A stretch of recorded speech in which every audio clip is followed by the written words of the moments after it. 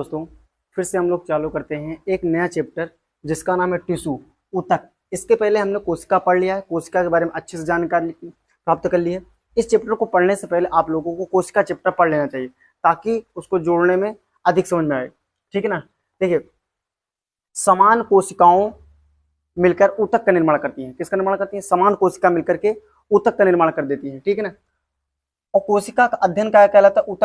ऊतक विज्ञान कहलाता है। कोशिका का अध्ययन ऊतक विज्ञान या औतकी कहलाता है। इसको हिस्टोलॉजी अंग्रेजी में बोल दिया जाता है। समान कोशिकाओं का अध्ययन या समान कोशिका मिलकर ऊतक का निर्माण कर लेती है। ठीक है ना। और ऊतक का अध्ययन करना ऊतक विज्ञान कहलाता है या औतकी कहलाता है। इसे अंग्रेजी में हिस्टोलॉजी कहलाता है, कहते हैं। हिस्टोलॉजी जो जनक है वो मार्सेलो मैगेल्पी है। ठीक है ना। हिस्टोलॉजी के जो जनक है वो कौन है? मार्सेलो मैगेल्पी। इनको याद करिएगा। ठीक। सबसे पहले जो ऊतक देखा गया किस संघ में देखा गया? तो संघ हम लोग सबसे पहले पढ़ेंगे कार्डेटा, इनकार्डेटा, आगे चल के आगे वाले चैप्टर में पढ़ेंगे। जो संघ होता है किस संघ के जीव में देखा गया? तो सिलेंट्रेटा के संघ के जीव में देखा गया। सबसे पहले ऊतक जो देखा गया वो सिलेंट्रेटा के संघ में देखा गया। ठीक है ना। टिश्यू जो 4 प्रकार का होता है। ठीक। टिश्यू कितने प्रकार के, यानी टिश्यू यानी ऊतक कितने प्रकार के होते हैं? 4 प्रकार के। पेशी ऊतक, तंत्रिका ऊतक, संयोजक ऊतक, उपकला ऊतक। कौन कौन सा?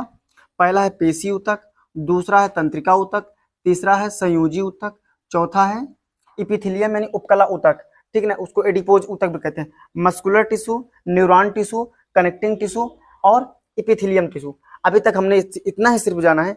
ऊतक समान कोशिका मिलकर के ऊतक का निर्माण करती है। ठीक। ऊतक का अध्ययन हिस्टोलॉजी कहलाता है। हिस्टोलॉजी के जो जनक है वो मार्सेलो मैगेल्पी है।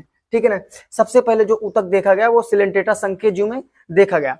ऊतक जो होता है 4 प्रकार का होता है। ठीक। पेशी ऊतक, तंत्रिका ऊतक, संयोजक ऊतक, उपकला ऊतक। ठीक है ना। सबसे पहले जो हम लोग पेशी ऊतक पढ़ते हैं, सबसे कौन सा पेशी ऊतक पढ़ते हैं, क्या कहलाते हैं? कि जो शरीर की मांसपेशियां बनी है वो पेशी बनी है। जो शरीर की जितनी मांसपेशियां हैं सभी मांसपेशियां, यानी शरीर की सभी मांसपेशियां किससे मिलकर बनी हुई है? पेशी ऊतक से बनी है। किससे? पेशी ऊतक से मिलकर बनी है। ये शरीर की मांसपेशियां जो हमको रक्षा प्रदान करती हैं, बॉडी की क्या करती हैं? रक्षा करती हैं। ठीक है ना। और जो क्या कहते हैं कि इस ऊतक की सबसे लंबी कोशिका होती है। ठीक है ना। ऊतक की क्या होती है? सबसे लंबी कोशिका होती है। ठीक।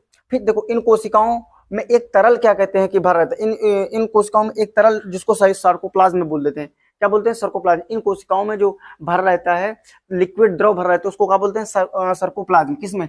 पेशी ऊतक। पेशी ऊतक किससे मिलकर बना होता है? वो भी कोशिका से मिलकर बना रहेगा।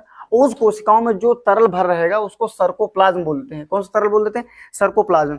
देखो, जो शरीर में कुल मांसपेशियां वो 369, ठीक, 639 होती है। कितनी होती है शरीर में? कितनी कितनी मांसपेशियां हैं? 639 है। ठीक है ना। अब देखते हैं हम लोग तंत्रिका ऊतक। तंत्रिका ऊतक इसको टिश्यू बोल देते हैं। इस ऊतक से मस्तिष्क, मेरुरज्जु तथा समस्त तंत्रिकाएं बनी होती है। ठीक है ना।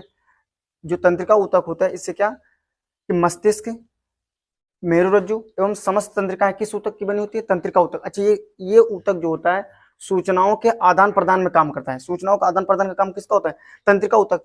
और हमने कोशिका में सेल में बताया था कि इस कोशिका में विभाजन नहीं होता है, यानी तंत्रिका ऊतक में कोशिका विभाजन नहीं होता है। ठीक है ना। तो हम लोग 2 चीज पढ़ चुके हैं। अब हम लोग देखते हैं कनेक्टिंग टिश्यू। संयोजित ऊतक क्या होता है? Connecting tissue. कनेक्टिंग टिश्यू क्या करता है कि ऐसा ऊतक जो पूरे बॉडी को पकड़ के रखे, पूरे बॉडी में हो।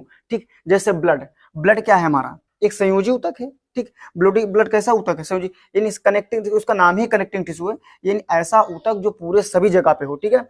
यानी ब्लड हमारा कैसा ऊतक है? ब्लड संयोजी ऊतक है। ठीक है ना। ब्लड हमारे शरीर के टेम्परेचर को भी क्या करता है? बनाए रखता है। कौन?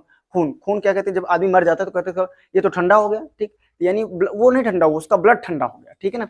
यानी मर जाता है तो आदमी का, तो उसका बॉडी ठंडा हो जाती है। ब्लड क्या काम करता है? पूरे शरीर के टेम्परेचर को बना के रखता है। ठीक। ये जो ब्लड है ये संयोजी ऊतक है। कैसा ऊतक है? ब्लड एक संयोजी ऊतक, ये तरल संयोजी ऊतक है। कैसा है? तरल संयोजी ऊतक है। और देखिए, जो सॉलिड कनेक्टिंग टिश्यू है वो कंकाल, बॉडी, हड्डी जो होता है, बोन होता है। बोन कैसा ऊतक है? Solid connecting tissue. यानी ये पूरे बॉडी को क्या कहते हैं? कनेक्ट करके रखता है। जो बोन होता है, हड्डी होती है, ये भी तो पूरे बॉडी को क्या करती है? कनेक्ट करके रखती है। इसीलिए इसको भी कनेक्टिंग टिश्यू में रखा जाएगा। ये बोन जो होगा, यानी बोन जो होगा, हड्डी जो होगी, हड्डी, ये सॉलिड कनेक्टिंग टिश्यू होगी। कैसी होगी? सॉलिड कनेक्टिंग टिश्यू हो जाएगी, ठीक। और ब्लड जो होगा वो तरल कनेक्टिंग टिश्यू हो जाएगा, ठीक है ना। अब इसके बाद हम लोग पढ़ते हैं संयोजी ऊतक होगा, तंत्रिका ऊतक हो, अब पढ़ते हैं एपिथेलियम ऊतक, उपकला ऊतक। एपिथेलियम ऊतक इसे कहते हैं। ये इससे पूरे शरीर की जो त्वचा बनी होती है, ये किससे बनी होती है? उपकला ऊतक से, ठीक। और ये शरीर के आंतरिक भागों की क्या करता है? रक्षा करता है। शरीर की जो त्वचा है ये आंतरिक भागों की रक्षा करता है ना, ये एपिथेलियम ऊतक हुई, ठीक।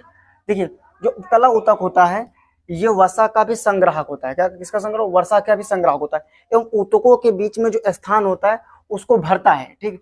वसा के माध्यम से ऊतकों के बीच में जो स्थान होता है वो भर देता है। कौन? उपकला ऊतक, ठीक है। देखिए इसीलिए जो बुजुर्ग हो जाते हैं, बुढ़े हो जाते हैं, उनके जो होते हैं चेहरे पर झुर्रियां पड़ जाती हैं, और जैसे जवान रहता है तो उनमें उन लोगों हम लोगों में क्या है?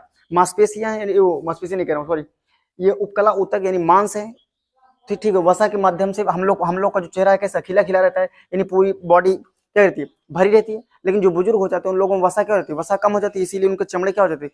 एकदम से झूल से जाते हैं, ठीक है ना। देखिए वसा जो होता है वो हल्का होता है, वसा जो होता है क्या होता है? हल्का होता है। वसा जो इसीलिए औरतों का जो देखिए वो मोटी तो रहती है, लेकिन लोगों का वेट क्या रहता है? कम रहता है पुरुषों की अपेक्षा में, ठीक है ना। पुरुषों का शरीर कैसा होता है? गठीला होता है, ठीक। और उनका वजन भी होता है। वसा जो होता है चोट लगने से बचाता है, जहां पर भी वसा आपके ज्यादा रहेगा वहां पे मारेंगे तो कोई असर नहीं करेगा, ठीक। और मैंने बता भी दिया कि वसा कैसा होता है? वसा हल्का होता है, ठीक।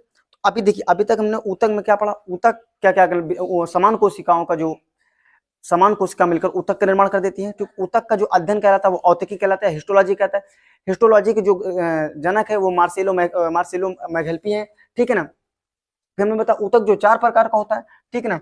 पेशी ऊतक, तंत्रिका ऊतक, ठीक, उपकला ऊतक और न्यूरॉन तंत्रिका ऊतक, 4 प्रकार के ऊतक होते हैं, ठीक है, बता दिया हमने। सबसे पहले पेशी ऊतक में बताया कि शरीर की सभी मांसपेशियां किससे बनी होती है? पेशी ऊतक से बनी होती है, ठीक। पेशी ऊतक शरीर जो हमको क्या करता है? शरीर को रक्षा प्रदान करता है। इस ऊतक की जो कोशिका होती है वो लंबी होती है, इस ऊतक की जो पेशी ऊतक की कोशिका होती है वो क्या होती है? लंबी होती है। और इन कोशिकाओं में क्या भरा रहता है? साइकोप्लाज्म नाम का लिक्विड भरा रहता है, ठीक। शरीर में जो मांसपेशियां होती है, कुल मांसपेशियां 639 होती है, यानी 639 याद कर लीजिए, ठीक है ना। फिर वह हमारा तंत्रिका ऊतक। तंत्रिका ऊतक क्या होता है कि जैसे मस्तिष्क, मेरुरज्जु एवं सभी तंत्रिका किससे मिलकर बने होते हैं? तंत्रिका ऊतक से। ये सूचनाओं का आदान प्रदान करते हैं, ठीक।